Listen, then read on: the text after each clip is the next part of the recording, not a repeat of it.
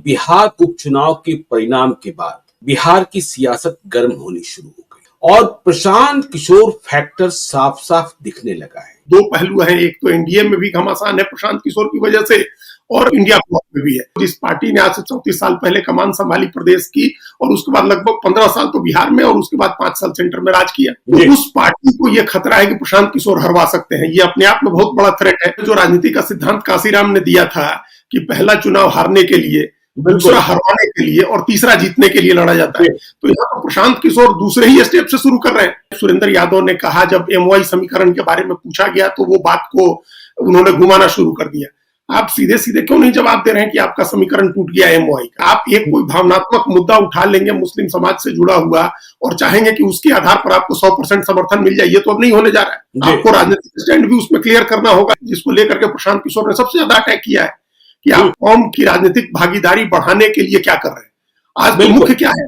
मुख्य तो राजनीतिक भागीदारी का है, न हिस्सेदारी का है, कि जो पावर स्ट्रक्चर है उस पावर स्ट्रक्चर में किसी भी समुदाय की क्या भागीदारी है।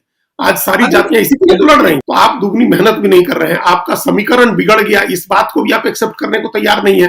ये अच्छी बात है कि सुरेंद्र यादव ने एक्सेप्ट किया कि प्रशांत किशोर हमको हरवा सकते हैं। ये नतीजा तो आया कि अमजद को 17,000 वोट आ गए, मोहम्मद अमजद को, लेकिन इस चुनाव के पहले ही प्रशांत किशोर ने कहा था कि आप जहां मुसलमान दीजिएगा वहां नहीं देंगे, लेकिन जहां आप नहीं दीजिएगा और आबादी ज्यादा होगी हम देंगे, तो वहां 40 मुसलमान, हाँ, और वो देंगे तो उसको वोट देने से कैसे रोक लीजिएगा? आप अगर लालू यादव के और तेजस्वी यादव ने मुसलमान कैंडिडेट नहीं दिया है और वहां प्रशांत किशोर का मुस्लिम कैंडिडेट है, ठीक ठाक सामाजिक कार्य करता है, उसकी पकड़ है और प्रशांत किशोर कैंपेन कर रहे हैं, तो कोई कैसे रोक लेगा उसको वोट देने से? बिल्कुल। आप इस बात को ठीक करिए ना। आप उनका रिप्रेजेंटेशन बढ़ाने के लिए कुछ नहीं कर रहे हैं, रिप्रेजेंटेशन कम कर रहे हैं, घटा रहे हैं। इमामगंज में भी देखिए, जितेंद्र पासवान को जो मत आया है वो सिर्फ पासवान का मत थोड़े है, उसमें मुसलमानों का मत है, उसमें सवर्णों का मत है, इसलिए तो भाई एनडीए में चिंतित हो रही है। ये यादव का वोट जैसे गया रामगढ़ में, और दूसरी जगह भी जाएगा ना, जहां आप यादव कैंडिडेट नहीं देंगे, और दूसरा जो अलायंस में एनडीए हो या आपका जो प्रतिद्वंदी दो ताकतें होंगी, प्रशांत किशोर की जनसुराज पार्टी और एनडीए की 5-6 पार्टियां, अगर वो भी यादव उतारेंगे चुनाव में, तो जहां आपका यादव नहीं है वहां तो यादव उसकी तरफ जाएगा ही नहीं। क्यों नहीं जाएगा? अगर उसको लग रहा है कि उसके साथ दूसरे वोट जुड़ रहे हैं और वो चुनाव जीत सकता है, तो आज तो हर आदमी, हर जाति अपनी संख्या बढ़ाने के हिसाब से वोटिंग कर रही है ना, कि हमारा ज्यादा विधायक जीतेगा तो हमको फायदा होगा। तो आप उसको नहीं रोक सकते। कास्ट का जो हम लोग बार बार कहते हैं कि टूट रहा है, कोई जाति किसी एक पार्टी से बंध के नहीं रहनी। एनडीए की ओर चलते हैं। जीतन राम मांझी तो अभी बोलेंगे, लेकिन उसके पहले आनंद मोहन ने बोलना शुरू कर दिया। चिराग जी, क्या आप पासवान के नेता हैं? आप क्यों नहीं गए इमामगंज?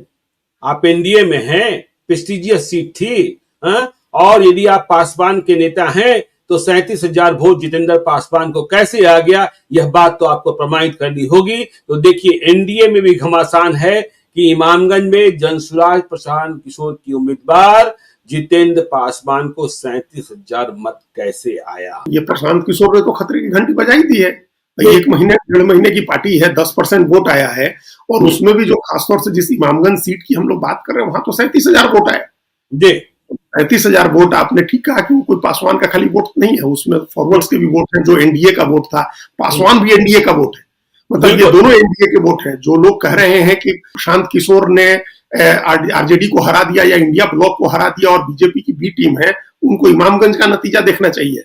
जीतन राम मांझी की पार्टी जीत गई है, जीतन राम मांझी की बहू जीत गई है, लेकिन वहां संभावना ऐसी थी कि प्रशांत किशोर की वजह से वो चुनाव हार जाएंगे। ऐसी ही संभावना रामगढ़ में भी थी कि प्रशांत किशोर की वजह से अशोक सिंह चुनाव हार जाएंगे। तो एक तो ये प्रशांत किशोर वाली क्लियर होना चाहिए स्थिति कि वो आरजेडी और इंडिया को हराने के लिए नहीं लड़ रहे हैं, या एनडीए को ही हराने के लिए नहीं लड़ रहे हैं, वो अपने जीतने या अपना एक मार्क बनाने के लिए चुनाव लड़ रहे हैं। सीधा चिराग पासवान की इंटीग्रिटी पर सवाल है कि भाई आपकी ईमानदारी सवालों के घेरे में है। या तो आप पासवान के नेता नहीं है, या अगर पासवान के नेता है तो आपने एनडीए के साथ धोखा किया है। यही दो बातें होंगी। आप पासवान के नेता नहीं है तो नहीं है, तो फिर आपकी क्या जरूरत है, फिर आपकी क्या प्रासंगिकता है? और है और धोखा कर रहे हैं, तब भी आपकी क्या जरूरत है?